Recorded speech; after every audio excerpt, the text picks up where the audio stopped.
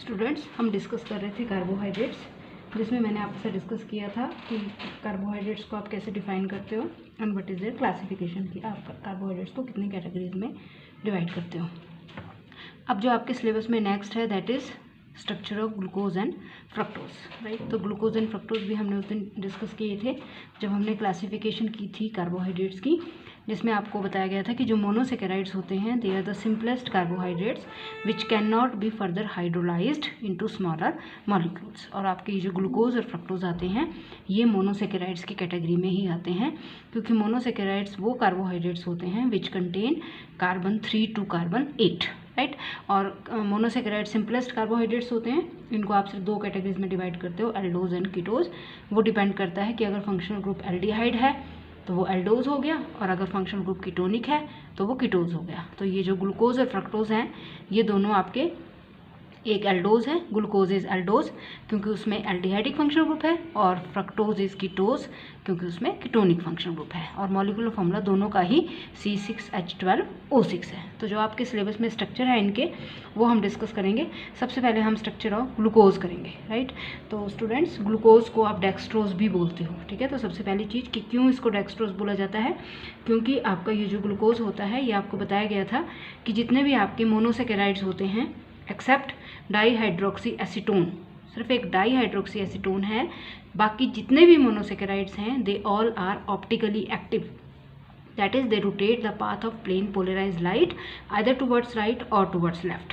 तो जो राइट को रोटेट करता है उसको आप डेक्स्ट्रोरोटेटरी बोलते हैं, और जो लेफ्ट को रोटेट करता है उसको लीवोरोटेटरी। तो स्टूडेंट्स, आपने ध्यान रखना है कि जो ग्लूकोज होता है इट इज़ डेक्स्ट्रोरोटेटरी, देयरफॉर इसको डेक्सट्रोज भी बोला जाता है, राइट।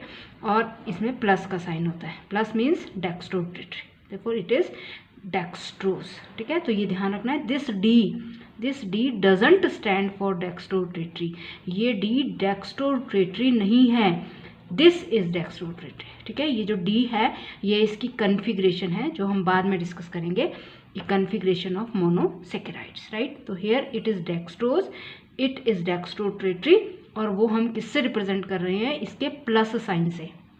आप देखोगे आगे फ्रक्टोज में भी डी ही लिखा जाता है लेकिन अंदर लगता है माइनस का साइन। वो क्या है कि फ्रक्टोज इज लीवोरोटेटरी, तो उसको माइनस लगा, लेकिन वो भी डी होता है क्योंकि उसकी कन्फिग्रेशन भी डी होती है, ठीक है।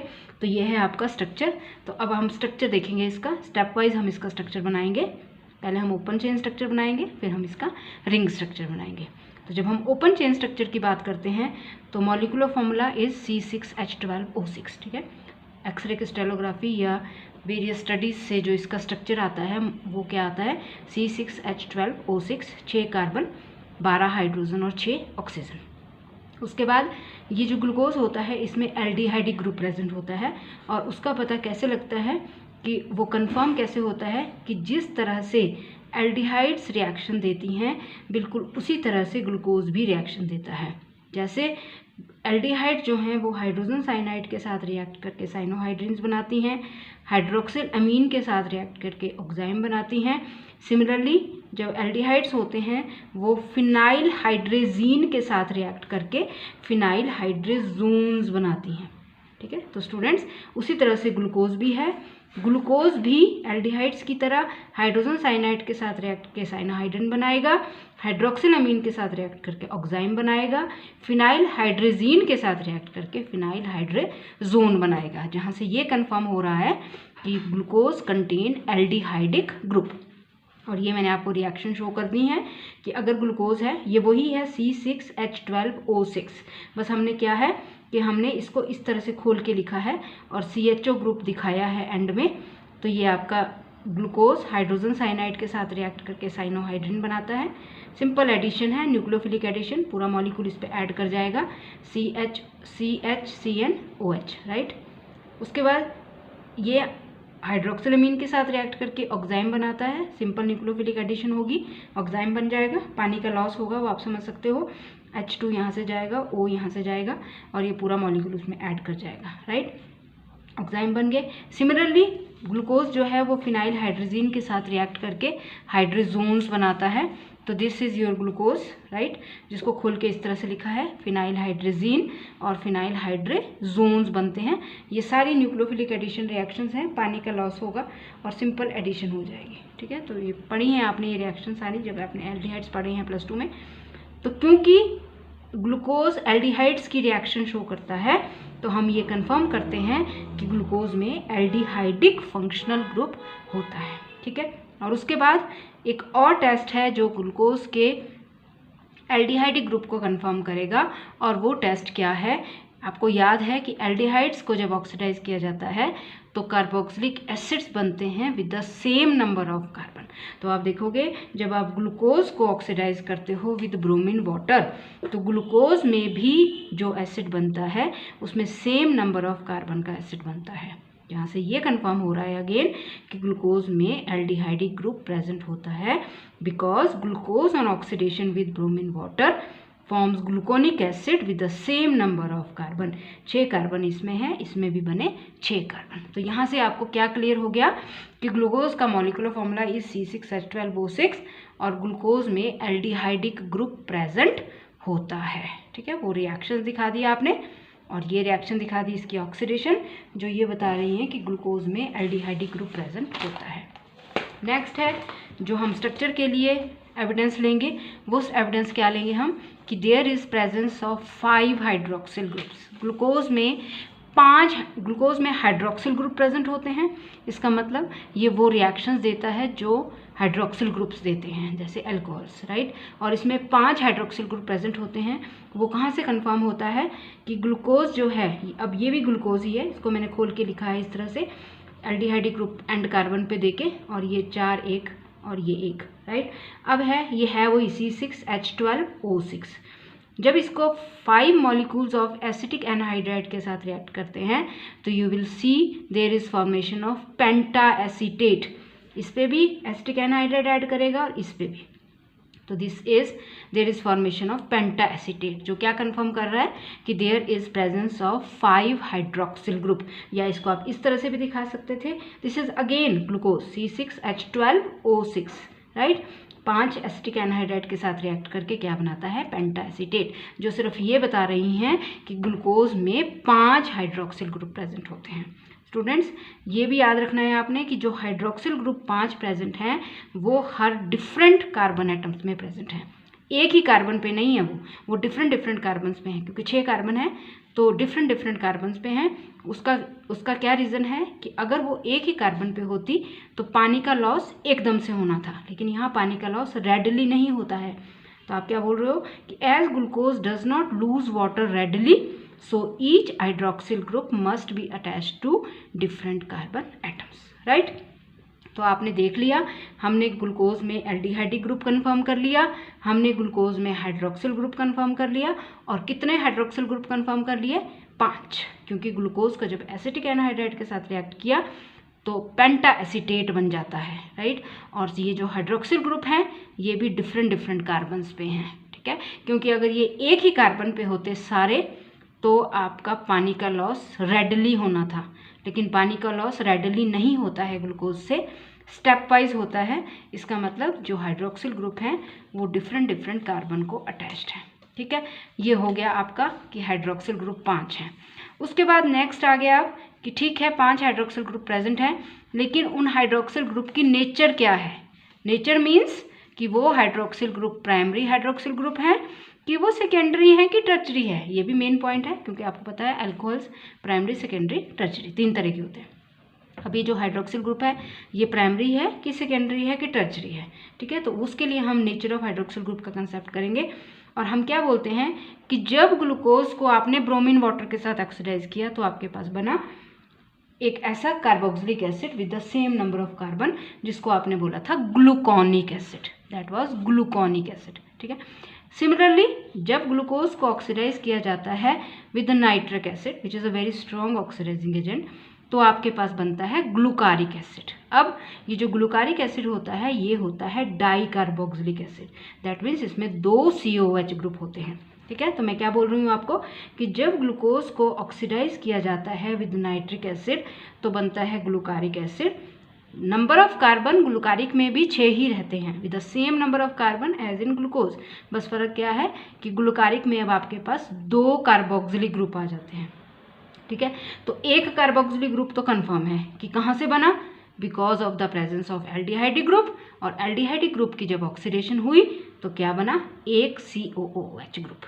एक तो आपने पहले बता दिया है। क्वेश्चन अराइज होता है कि ये जो दूसरा कार्बोक्सिलिक ग्रुप है, क्योंकि मैं पहले बता चुकी हूँ glucaric acid contain di carboxylic group, तो जो दूसरा कार्बोक्सिलिक ग्रुप है वो कहाँ से बन रहा है, वो बन रहा है OH ग्रुप से।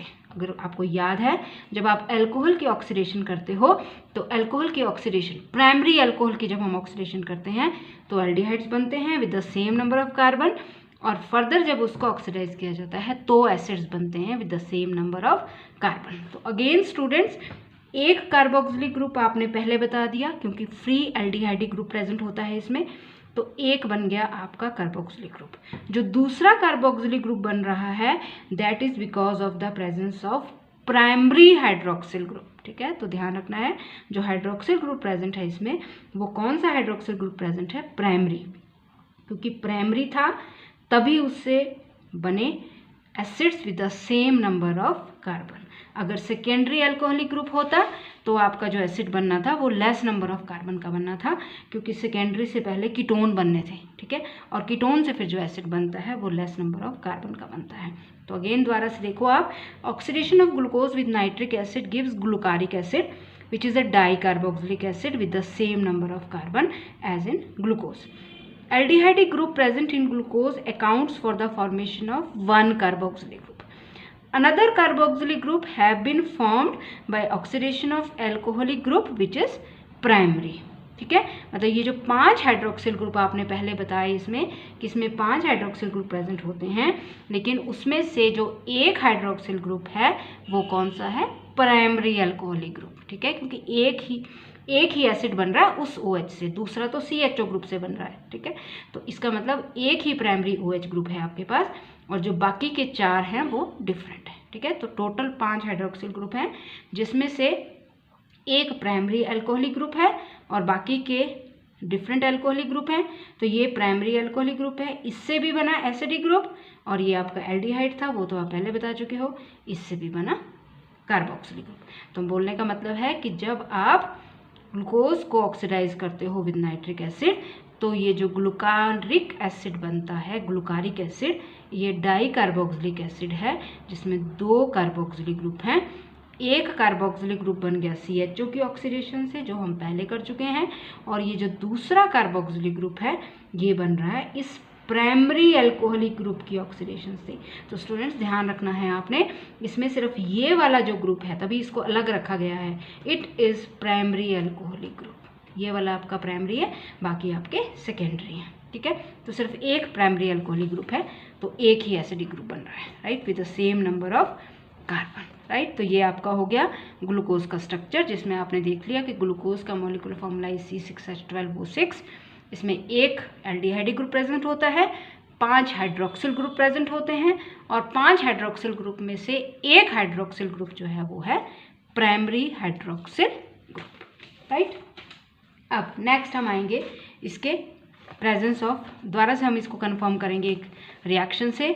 The presence of aldehyde group and 5 hydroxyl group are further confirmed by the fact that reduction with sodium amalgam and water glucose forms sorbitol which form hexaacetate with acetic anhydride।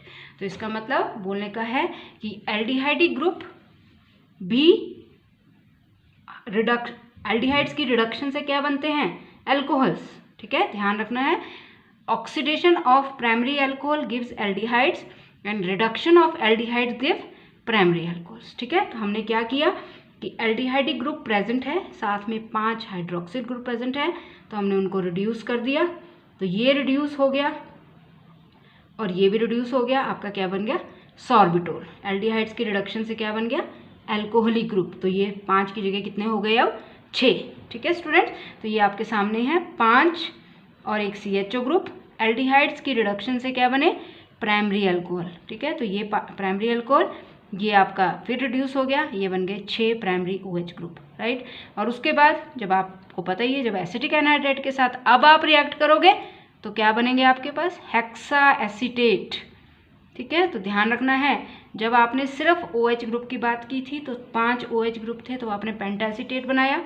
अब क्या हुआ, ये CHO group भी reduce हो गया OH group को, because आपने reduction की सोडियम अम्बलगम के साथ, तो अब क्या बन गया आपके पास, हेक्सा एसीटेट। तो यहाँ से अब आपको कंफर्म हो गया कि जो ग्लूकोज है उसमें एक एल्डिहाइडिक ग्रुप प्रेजेंट होता है और 5 हाइड्रोक्सिल ग्रुप प्रेजेंट होते हैं, इनमें भी एक हाइड्रोक्सिल ग्रुप प्राइमरी होता है। ठीक है, उसके बाद आ जाएगा आपके पास प्रेजेंस ऑफ, अब जो ये कार्बन एटम की चेन है, इसमें 6 कार्बन एटम है। कार्बन एटम की चेन कितने की है, स्ट्रेट चेन है कार्बन एटम की, और वो कैसे कंफर्म होता है कि जब ग्लूकोज को हाइड्रोजन आयोडाइड और रेड फास्फोरस के साथ ट्रीट किया जाता है 373 केल्विन पे, तो आपके पास बनता है नॉर्मल हेक्सेन एंड 2 हाइड्रोहेक्सेन। ठीक है, glucose, hydrogen iodide, red phosphorus, straight chain बनती है एटम्स की, तो नॉर्मल हेक्सेन और 2 हाइड्रोहेक्सेन। इसका मतलब यहाँ से ये पता लग रहा है ये स्ट्रेट चेन है, ये स्ट्रेट चेन है, तो ग्लूकोज में भी कार्बन एटम की स्ट्रेट चेन है, 6 carbon atom, they are straight arranged. Right, उसके बाद अब आ गया कि अब हमको पता लग गया कि हमने बोल दिया कि ग्लूकोज में स्ट्रेट चेन है 6 कार्बन एटम्स की, of the end carbon atom में एक एल्डिहाइडिक ग्रुप है और एक प्राइमरी अल्कोहलिक ग्रुप है। ठीक है, ये सारा हमने कंफर्म कर दिया ऊपर। ठीक है, straight chain of 6 carbon atom, क्योंकि C6H12O6 है। ठीक है, दूसरा है एक एंड कार्बन पे एल्डिहाइडिक ग्रुप है, दूसरे एंड कार्बन पे प्राइमरी अल्कोहलिक ग्रुप है। ठीक है, उसके बाद each of the remaining 4 carbon, अब आपके पास 2 कार्बन हो गए, एक CHO का, एक प्राइमरी अल्कोहलिक ग्रुप का, बाकी बच गए 4।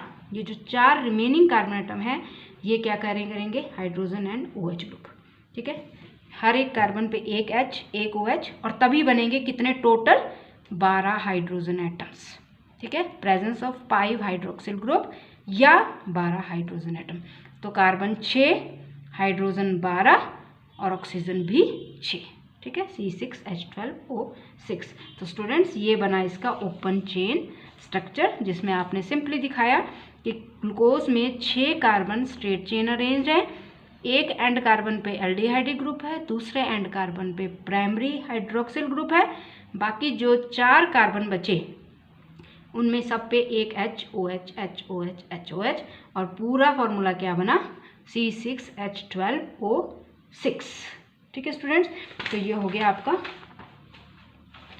Open chain structure of glucose. ठीक है, तो this is the open chain structure of glucose, CH2OH, CHOH, CHOH, CHOH, CHOH, CHO।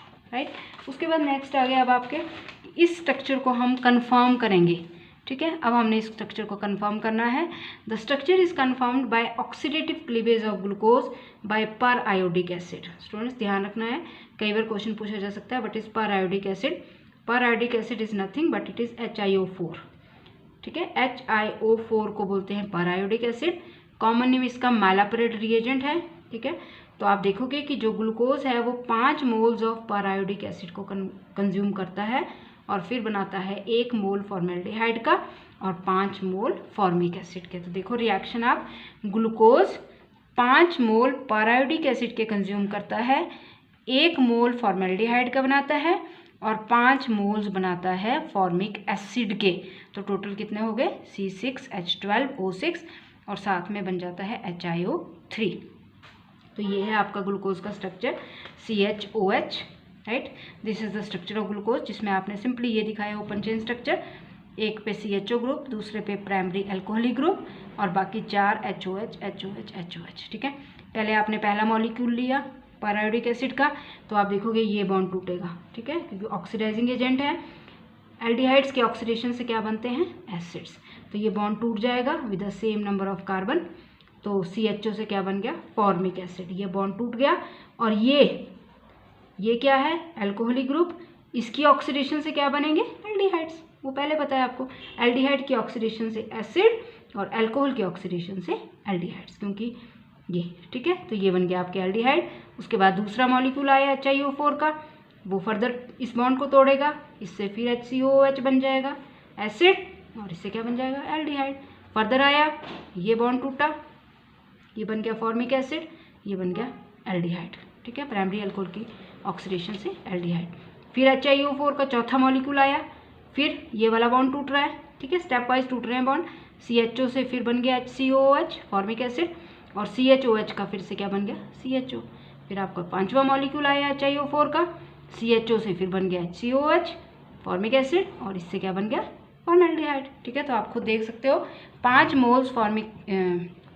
Moles per iodic acid के यूज़ हो रहे हैं, और आपके पास बन रहे हैं 5 ही मोल फॉर्मिक एसिड के और 1 मॉलिक्यूल फॉर्मेल्डिहाइड का, ठीक है। तो ये क्या है, बोलने का मतलब है कि ग्लूकोज में स्ट्रेट चेन होती है 6 कार्बन एटम्स की, जिसमें एल्डिहाइड ग्रुप एक एंड पे होता है और प्राइमरी अल्कोहलिक ग्रुप दूसरे एंड पे होता है।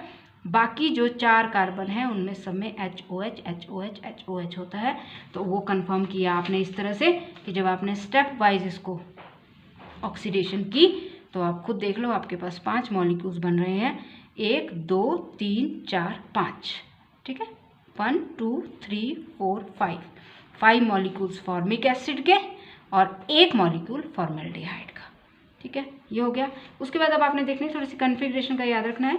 Glucose is a optically active compound, इसके पास 4 कायरल कार्बन एटम्स हैं। आपको पता है कायरल कार्बन एटम मतलब एक कार्बन जब डिफरेंट से जुड़ा है। तो आप देखो इसका ये कार्बन 2, अगर आप इसको कार्बन 2 बोल रहे हो, 1 2 3 4 5 6 कार्बन है।